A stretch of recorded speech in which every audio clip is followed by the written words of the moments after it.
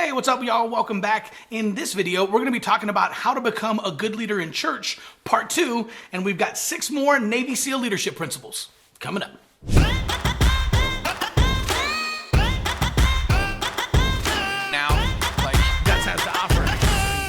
Hey, what's up, y'all? My name is Chris Abbott, but all my friends just call me Abbo. And this is video 2 in a 2-part series on how to become a good leader in church. Now, don't worry if you haven't seen part 1. All of the principles that I'm going to share in this video can stand independently, but make sure to go back and watch part 1 when you're done, because we're going to be breaking down some of the leadership principles from Navy SEALs and how we can take those principles and use them in church leadership. So let's dive in. All right, so principle number 1, prioritize and execute. If you've been in ministry for more than 5 minutes, then you are slammed with a million things to do, right? There's always hospital visits and marriage counseling and premarital counseling and marriages and funerals and people calling the church who want to have complaints, or people you got to calm down, or people that are going through a nasty divorce, or all kinds of stuff. That's in addition to you raising up volunteers, working on your Sunday message, actually casting vision. And so there's always more things to do than there is time. So just like Navy SEALs deal with in the fog of war, things can become complicated and become messy, and it's hard to figure out what to work on. In fact, a lot of times you start working on the things that are urgent but not important. So the idea of prioritize and execute is to stop, take a breath, make a list of all the things, figure out the priorities, and then execute on number 1. And when you're done with that one, then you execute on number 2, and you work your way through your list. So this idea of prioritize and execute, again, not only a Navy SEAL leadership principle, but something we could use as church leaders as well. All right, principle number 2, decentralized command.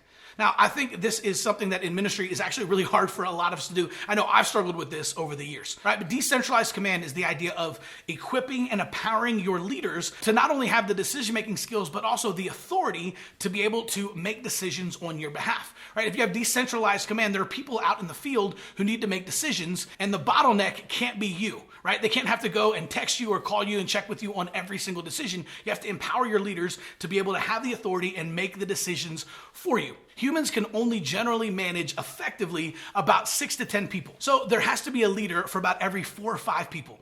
Anything more than that, and it's going to be hard to effectively manage those people. But this idea of decentralized command is that if you have a leader who leads a team of 4 or 5 people, now that leader can make those decisions and they don't always have to rely on you, right? And so now if you have 4 or 5 groups and 4 or 5 leaders who are leading those, now you lead the leaders. So one of the most important things to communicate to your leaders and to kind of destroy in your organization is the us versus them mentality, right? So this pops up in any type of organization, but it happens a lot in the church, right? So, and you guys have probably seen this where maybe the youth ministry is competing for some of the extra funds and they're trying to pitch on why they should be able to use it for an outreach. And the kids ministry wants to use it because they really need to upgrade their puppets or get new chairs in the kids ministry, right? But this idea of us versus them is something that completely destroys an organization from the inside out, right? It can be competition between ministries, it can be competition between leaders. So what we have to do is we have to destroy that and break it down so we make sure that every single person in the organization is moving in the right direction. And with the idea of decentralized commands,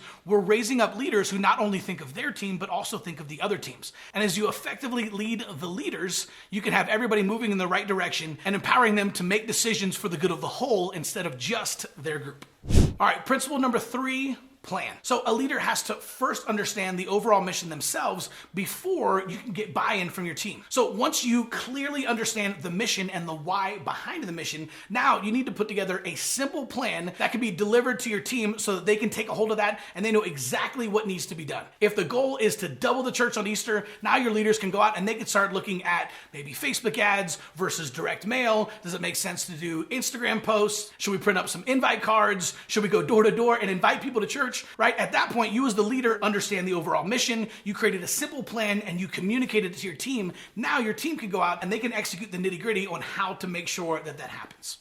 All right, principle number 4, leading up and down. Now, I think this one is actually really interesting, and it's something that I've had a lot of success with over the years, only because I had so many failures before that happened, right? So I remember years ago when I was on staff at a church as a youth pastor, I felt like we were killing it. We were putting up huge numbers. The youth group had actually doubled from like 65 to 130 in about 3 months. We had new kids coming in every single week. People were praying and giving their lives to Christ, and it was awesome. But my pastor just kept seeing all the things that he wanted done that weren't getting done, right? And so I couldn't understand, why don't you just see the growth over here and the great job that we're doing? But he's frustrated because I didn't do something that I didn't think was a big deal, but he did. And so one of the things that I started doing was I started making a list of every single thing that I did that day, and I would shoot him a daily email at the end of the day, right? So just say, hey, PT, just want to let you know, here are the things that I worked on. And I would just list out everything I'd worked on that day. That way he knew. And so the second I did this, literally at the end of the first week, he was so pumped that he was high-fiving me and bragging on me to the rest of the staff. And literally nothing had changed. I was doing the exact same things I'd been doing. The only difference was I was telling him about it, right? So this is the idea of leading up and down.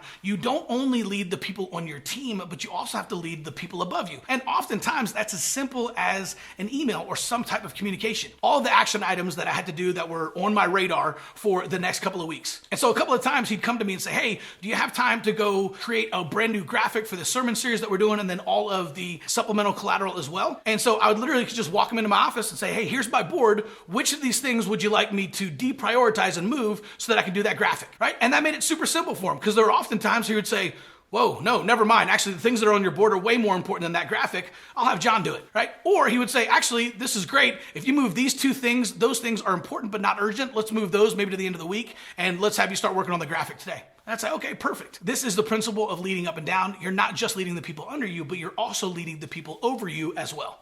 Okay, so before I get to my last couple of Navy SEAL leadership principles, man, if you like this video, would you make sure to like and subscribe? We're putting out brand new videos every single day, 5 days a week, on leadership, church growth, social media, and if you make sure to hit that little bell icon, you'll never miss a video. All right, so principle number 5, decisiveness and uncertainty. Now, I think this is way easier to just call ready, fire, aim, right? This is the idea of you're not always gonna have all of the information. So one of the things that great leaders do is they make the best decision possible with the information that they have, right? And sometimes it's the right decision, sometimes it's the wrong decision. But the bottom line is we're not always gonna have all the information, and to try to constantly wait and try to gather data to be able to make an informed decision isn't always possible. So waiting to be 100% sure often leads to indecision and the inability to execute. All right, and finally, principle number 6, the dichotomy of leadership.